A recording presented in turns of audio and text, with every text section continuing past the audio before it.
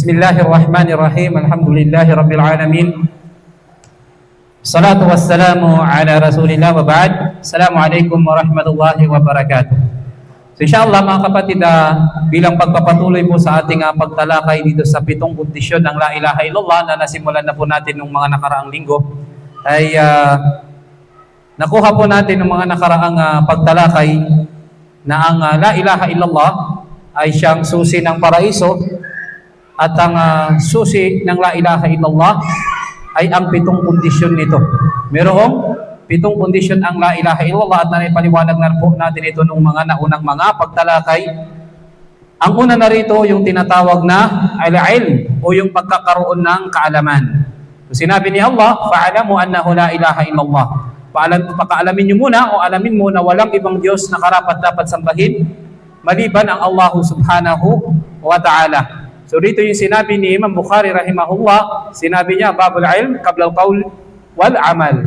Ito sabi niya, ang kaalaman muna bago ang salita o gawa. At sinabi rin ni Ibn Taymiyyah rahimahullah, sabi niya, fa innal ibadata la takunu illa ma'a ilmi billah. Sinabi niya, ang pagsamba ay hindi daw maisasagawa maliban na lamang kung merong kaalaman tungkol kay Allah subhanahu wa ta'ala. So yung shahada, yung pagsaksi sa kaisahan ng Allah subhanahu wa ta'ala, hindi katanggap-tanggap kung binibigkas lamang ito sa pamamagitan ng dila, kung wala naman po tayong mga tamang kaalaman patungkol dito. At yung pangalawa ay yung tinatawag na al-yaqin o yung tinatawag na katiyakan, walang pag-aalinlangan. So walang pag-aalinlangan. So yung dalil dito, yung katibayan, yung sinabi ng Allah subhanahu wa ta'ala sa maluwalhating Quran, innamal mu'minuna alladhina amanu billah wa rasulihi thumma lam yartabu. Katotohanan na yung tunay na mga mananampalataya, tunay na Muslim, ay yaong mga sumasampalataya kay Allah at sa kanyang sugo na si Propeta Muhammad sallallahu alaihi wasallam, at hindi siya nag-alinlangan. Hindi siya nagkaroon ng kahit katiting na pag-aalinlangan sa kanyang iman, sa kanyang paniniwala kay Allah subhanahu wa ta'ala. So sinabi ni Ibn Mas'ud, sabi niya, al-yaqinu al-imanu kulluh. Ang katiyakan, sabi niya, ay kabuuan ng pananampalataya. Ang taong may pag-aalinlangan sa kanyang shahada ay hindi ganap, sabi nila, ang kanyang pananampalataya. So dapat bilang Muslim, natalakay natin, napaliwanag natin, tayo ay 100% nakatitiyak, walang pag-aalinlangan sa ating puso, sa ating pananampalataya patungkol kay Allah subhanahu wa ta'ala. Pangatlo ay yung tinatawag na al-qabul o yung tinatawag na pagtanggap. So yung sinabi ng Allah subhanahu wa ta'ala patungkol dito, innahum kanu idha qila lahum la ilaha illallah yastakbirun. Kapag sinabi sa kanila ang La ilaha illallah sa mga musyrik, sila ay nagmamagaling, sila ay nagmamalaki. Kasi nga, ang ibig sabihin ng pagmamalaki, sabi ni Propeta Muhammad sallallahu alaihi wasallam, yung hindi pagtanggap ng katotohanan at pagmamaliit sa mga tao. So yan po yung definition ng tinatawag ni kibir sa Islam. Yung pagmamalaki, pag hindi mo tinanggap yung katotohanan, at minaliit mo yung mga tao, yun yung kahulugan ng tinatawag na kibir o yung pagmamalaki. At ang pinakamalaking kibir, pagmamalaki na maaring magkaroon ng isang tao ay yung hindi niya tanggapin yung pinakamahalagang katotohanan. Ano yun? Na meron lamang nag-iisang Diyos na tagapaglikha, at yun ang Allah subhanahu wa ta'ala. Kaya nga, sabi ni Ibn Kathir rahimahullah, hada kabarun 'anil musyrikin alladhina yu'aniduna al-qabul. Sabi niya, ito ay balita, babala tungkol sa mga musyrikin. Pag sinabing musyrikin, yung mga taong sumasamba sa Diyos-Diyosan o yung mga taong nagtatambal kay Allah subhanahu wa ta'ala, na matigas ang pagtanggi sa pagtanggap ng shahada o yung la ilaha illallah. Hindi katulad ng mga musyrikin, ganito sila. Hindi nila tinatanggap yung la ilaha illallah. Ito yung pinaka-importanteng dapat na tanggapin ng isang tao. Ano yun? Yung kaisahan ng Allah subhanahu wa ta'ala. Tayo bilang mga Muslim, 100% tinatanggap natin ang Allah subhanahu wa ta'ala. Buong puso yun. Wala tayong pag-aalinlangan ni katiting. Dahil nga, kabilang yan sa kondisyon ng la ilaha illallah, yung tinatawag na al-qabul o yung pagtanggap.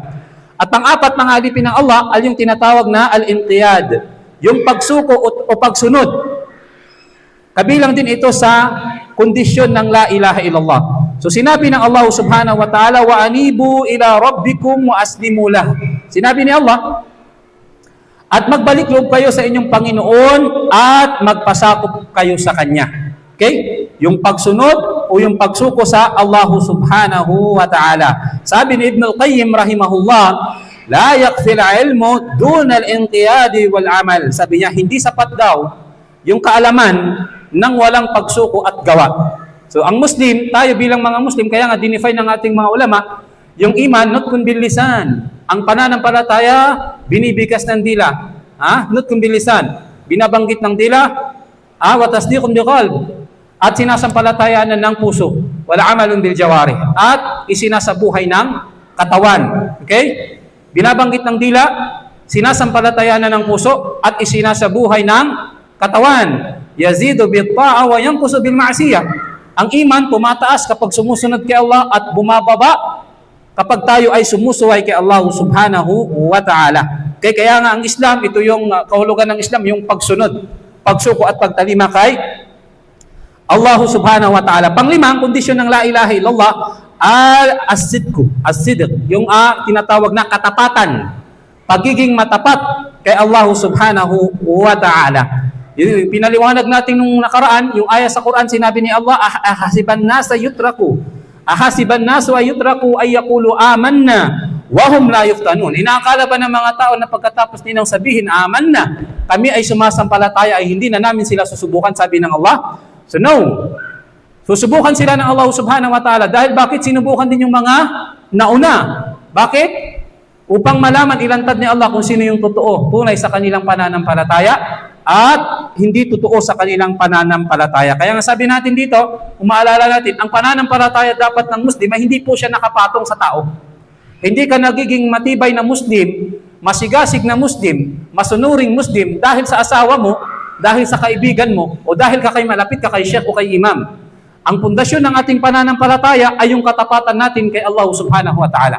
Okay? Kasi kung nawala yung mga tao na yan, na kaya tayo nagiging matatag sa Islam, kaya tayo nagpa-practice ng Islam bilang Muslim, kung nawala yung mga yan, maaaring mawala na rin tayo, gumuho na rin tayo sa pagiging Muslim. Di po ba? So maraming mga kwentong ganyan, mga kapatid. Yung kanilang asawa, yung babae, halimbawa, napaka-active. No? Nung buhay pa yung asawa niya, kasi nga, yung asawa niya yung laging nagpapaalala sa kanya. Nung wala na yung lalaki na matay, ang naging resulta yung babae, bumaliktad na rin. Unti-unti na rin nanghina. Kaya nga tayo, itatanim dapat natin sa ating mga asawa, sa ating mga anak, sa ating mga kaibigan, na kaya sila nagiging practicing Muslim ay dahil yun sa katapatan kay Allah at hindi dahil sa pakikisama o pagmamahal sa atin. Okay? So yan yung pang-lima at naipaliwanag natin ito noong nakaraan. At yung pang-anim, mga kapatid, al-mahabba, yung pagmamahal. O, pakinggan po natin, mga kapatid sa Islam. Yung pagmamahal kay Allah subhanahu wa ta'ala. Walladina amanu ashaddu hubban lillah. Ang mga tunay na mga nananampalataya ay sila yung may pinakamatibay na pagmamahal kay Allah subhanahu wa ta'ala. Kaya nga, kung meron tayong stage o level ng pagmamahal, kung ilalagay natin sa 1, 2, 3, ang number 1 lagi ang Allah. Tandaan natin ang pinakauna, ang pinakamamahal lagi natin dapat ay ang Allah subhanahu wa ta'ala. Pangalawa, sino? Ang Propeta Muhammad sallallahu alaihi wasallam. Okay? So bago kung sino-sino man. Kaya nga sabi ni Propeta Muhammad sallallahu alaihi wasallam, la yu'minu ahadukum. Hindi magiging ganap ang pananampalataya ng isa sa inyo hanggat sabi niya na hindi ako ang higit na kamahal-mahal sa kanya kaysa sa kanyang sarili, kaysa sa kanyang pamilya at sa sangkatauhan. Bakit natin kailangan mahalin ang Propeta sallallahu alaihi wasallam? Dahil inutos din ito ng Allah subhanahu wa ta'ala. Okay? So, ilalagay natin, 1, 2, 3, magbibilang tayo ang pinakaunang, pinakamamahal natin ang Allah. Pangalawa, ang Propeta Muhammad sallallahu alaihi wasallam. Bago ang ating sarili o kung sino man sa mga tao. So, yan number 1, mga kapatid, sa pananampalatayang Islam. Ang pinakamamahal natin ay ang Allah subhanahu wa ta'ala. Sinabi ni Ibn Taymiyyah rahimahullah, al-mahabbatu hiya aslul ibadati wa ruhuha. Sabi niya, ang pagmamahal daw kay Allah ang siyang ugat ng pagsamba at kaluluwa nito. Imagine kung gaano kahalaga yung pagmamahal kay Allah subhanahu wa ta'ala. Kaya nga tayo, meron tayong mga gawain minsan na medyo mabigat sa sarili natin. Pero dahil sa nangunguna yung pagmamahal natin kay Allah subhanahu wa ta'ala, ay nagagawa natin isagawa ito. Halimbawa, yung pagtulog sa fajar, di ba ang sarap matulog diyan sa oras na yan? Malamig, pagod ka. Ang sarap matulog. Yung katawan natin, yung sariling desire natin, mahal na mahal natin yung pagtulog. Pero imagine mo, kahit gustong-gusto natin yun, love na love natin yung pagtulog, iniiwan pa rin natin yun. Bakit? Kasi masigit nating mahal ang Allah subhanahu wa ta'ala. Okay? Kaya nga, sa pagdating sa pagsasagawa ng ibada, mga pagsamba, sinabi ng ating mga ulama, merong mga arkan, merong mga haligi yung pagsamba para maging tama. Okay? Unang-una rin ito, yung tinatawag na al-mahabba, yung pagmamahal kay Allah subhanahu wa ta'ala.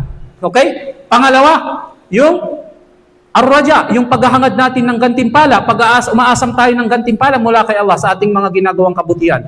Tapos, yung pangatlo, al-khawf, yung pagkatakot kay Allah subhanahu wa ta'ala. So, ipapasok lagi natin itong tatlong ito. Sa tuwina na meron tayong gagawing pagsamba, bakit natin ginagawa yan? Bilang pagmamahal kay Allah. Bilang takot kay Allah at bilang paghahangad ng gantimpala kay Allah subhanahu wa ta'ala. So, yan yung pang-anim, kailangan ang pinakamamahal natin ay ang Allah subhanahu wa ta'ala.